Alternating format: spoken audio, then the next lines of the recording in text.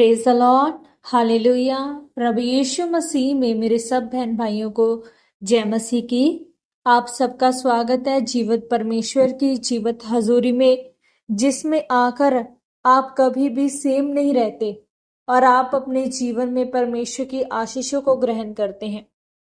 मेरे प्रियो, जैसा कि परमेश्वर के पवित्र वचन में लिखा है कि वह अपने वचन को भेजकर चंगा करता और जिस गड्ढे में वह पड़े हुए हैं उनसे उन्हें बाहर निकालता है। तो आज की इस वीडियो में हम परमेश्वर के पवित्र वचन को मेरी भविष्यवाणियों की पुस्तक में से पढ़ेंगे।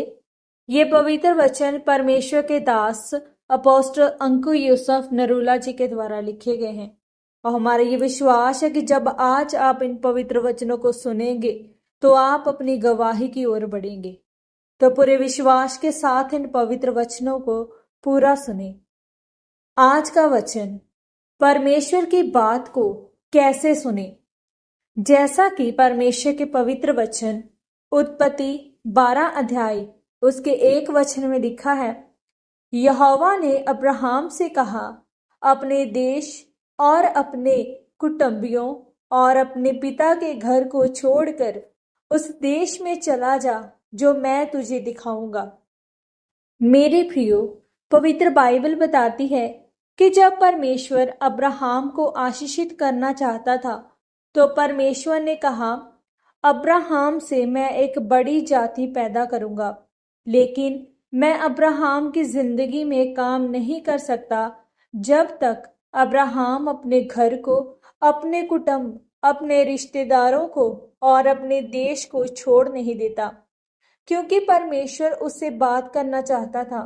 और कई बार आपके आसपास इतनी आवाजें होती हैं, इतनी सलाहें होती हैं कि परमेश्वर आपसे चाहते हुए भी बात नहीं कर पाता।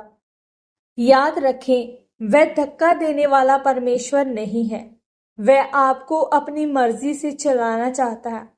आपने कुछ लोगों के मुंह से सुना होगा कि मैं एक जगह पर गया और मुझे खेल आ गई और मुझे कहा गया कि मुझे सेवा करनी पड़ेगी। अब ये आत्मा मुझे जबरदस्ती सेवा करवाती है, लेकिन परमेश्वर में ऐसा नहीं है।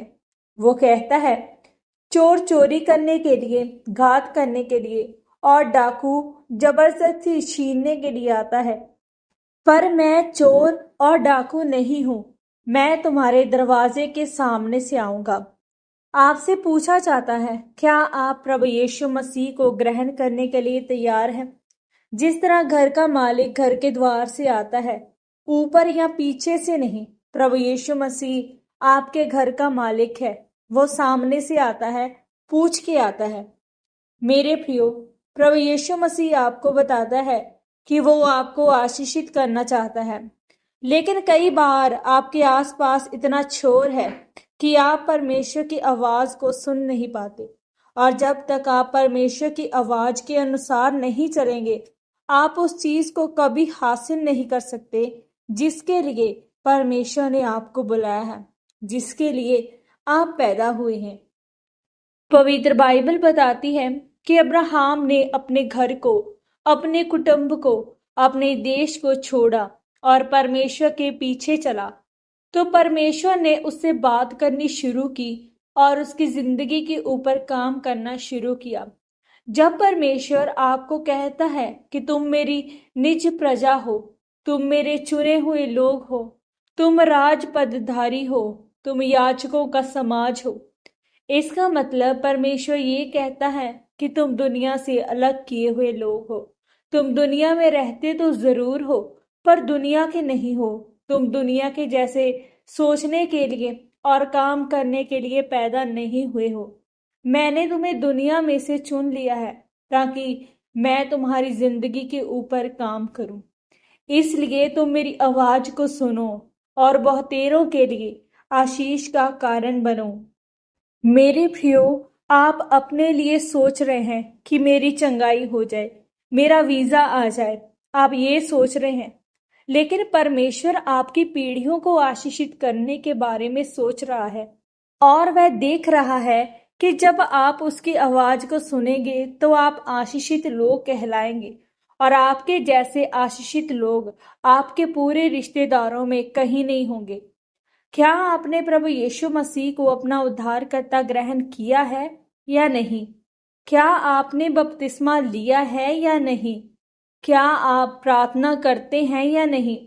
क्योंकि अगर आपने प्रभु यीशु मसीह को अपने जीवन में ग्रहण किया है तो फिर वह आपकी जिंदगी में काम करना शुरू करता है, वह आपकी अगुवाई करना शुरू करता है। फिर आप उस लाइन में चले जाते हैं जहां आपको सिर्फ सफलता मिलेगी, आशीष मिलेगी। आमीन। अंगीकार। सर्वशक्तिमान परमेश्वर, इस वचन के लिए मैं आपका धन्यवाद करती हूँ। परमेश्वर, मैं अंगीकार करती हूँ कि मैं आपको अपना उद्धारकर्ता के रूप में ग्रहण करती हूँ, आपको अपना संपूर्ण जीवन समर्पित करती हूँ। प्रभु यीशु मसीह के पवित्र और सामर्थ्य नाम में हम मांगते हैं। आमीन, आमीन और आमीन। आज के इन पवित्र वचनों के पढ़े और सुने जाने के द्वारा परमेश्वर आप सबको बहुताई से आशीषित करे। सबको जय मसीह की। God bless you all.